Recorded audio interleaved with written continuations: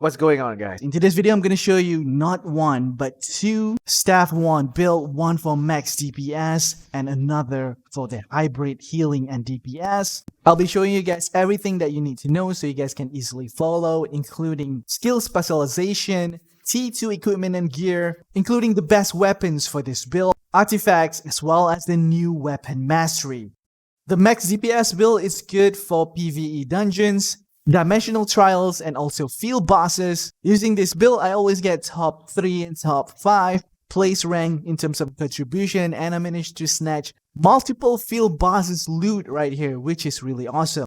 As for the hybrid spec, you can use it to heal or DPS in dungeons or dimensional trials, and it's also good for PvP. As you can see, I'm healing my teammates in Nebula Island as well as doing damage to these mobs. So without wasting any more time, let's get straight into it. Let's start with the max DPS build. You want to start off by activating 3 of your buffs, which are High Focus, Valorous Barrier, and also Enchanting Time. This will boost your max damage, skill damage boost, and also cooldown speed significantly. As for the rotation, you want to start with the Hellfire Rain, followed by the Focus Firebomb, which will give you 10 stacks of the Burning debuff. After that, you want to cast Fireball Barrage, which will do maximum damage based on the Fire Burning debuff. After that, you want to put 3 of your dots up, Touch of Despair, Decaying Touch, and also Curse of Explosion. You don't want to do your lightning abilities first because by putting the dots first, you will have a chance to cast Judgment twice. So after you put up all your dots, now it's time for you to cast Chain Lightning, followed by Judgment Lightning.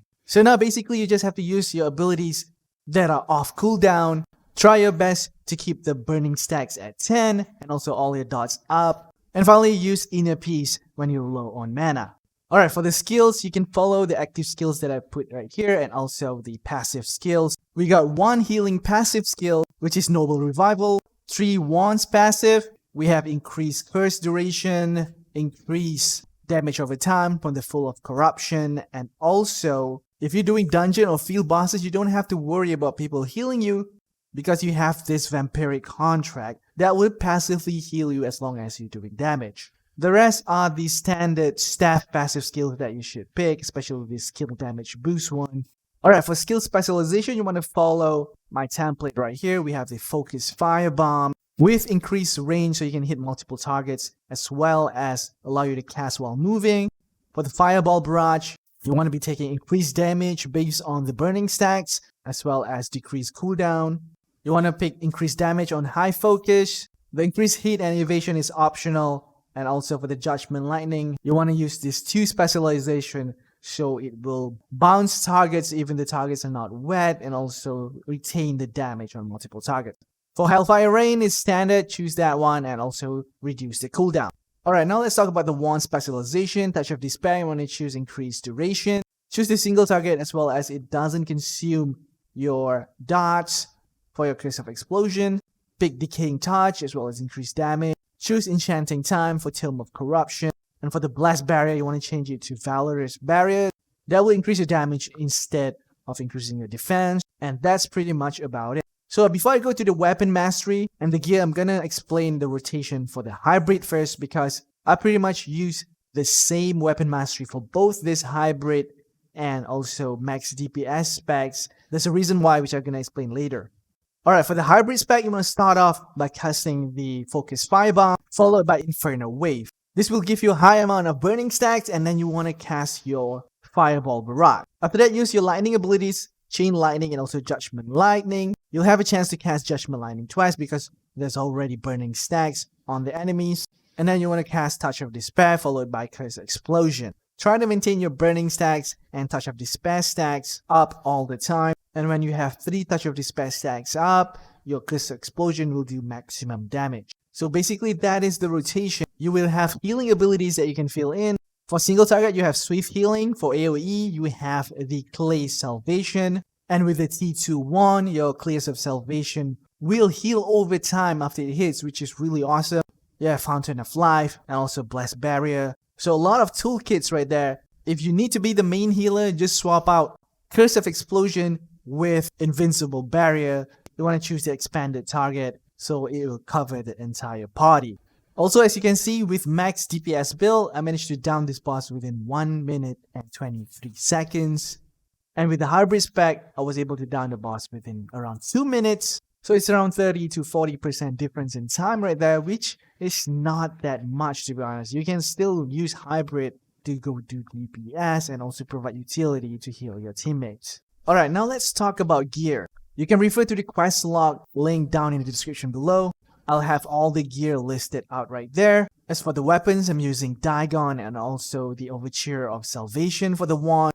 For the helm, I choose the Lotus Helm, the Starlight Cloak, and I have 2 pieces of Void Stalker, the chest piece, and also the boot. 2 pieces of Transcendence, which are the gloves and also the pants. So the reason I choose Transcendence over the Vanquisher is that crit will be more beneficial for healing and also damage, not just scale damage over time. Also for PvP, you can just swap out the Void Stalker chest with the Vanguard chest and also the Void Stalker boots with the Vanguard boots. The Vanguard gear will basically prevent you from getting one shot in PvP, so you'll be able to perform your role whether as healer, off healer, or DPS. Alright, for the rest of the accessories and gems, you guys can refer to the quest log link down below. And here are the stats that I've chosen: 60 strength, 70 dex.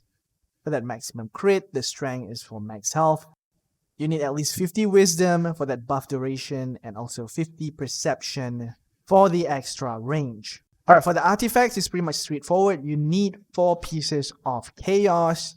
And for the solar and lunar stone, I like the ancestral armor for the max health active ability as well as the bonus damage passive if you're below 40%. For PvP, you can consider to swap the solar with the increased endurance. And for PvE, you can use the increased crit if needed.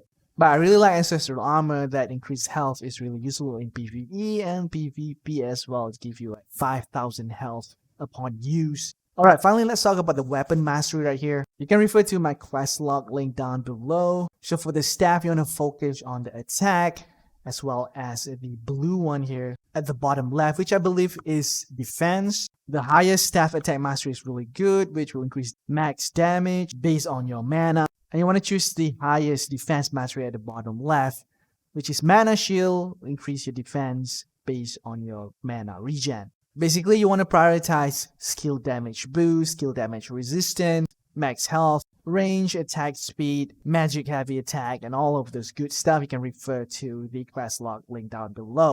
Alright, now this is the wand mastery. You want to max up the defense until you get the healing cooldown at the bottom left. Choose the increased healing one at the top left, but you don't want to get the specials because they are not useful. Same goes with your attack. You just want to get the ultimate or the best one right here, which will have an 8% to do Curse of Explosion that will do like 10% damage or more depending on the points used. But you don't want to use any of the synergy mastery on the attack side. This is because they are not that useful. They'll reduce your healing and change your ability so you can't heal that much. You don't want that.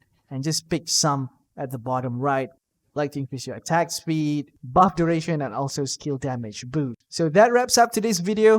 Thank you so much for watching. Don't forget to hit that like and also subscribe to the channel. This is your regular adventurer Kisum. As always, to help you guys out, peace out.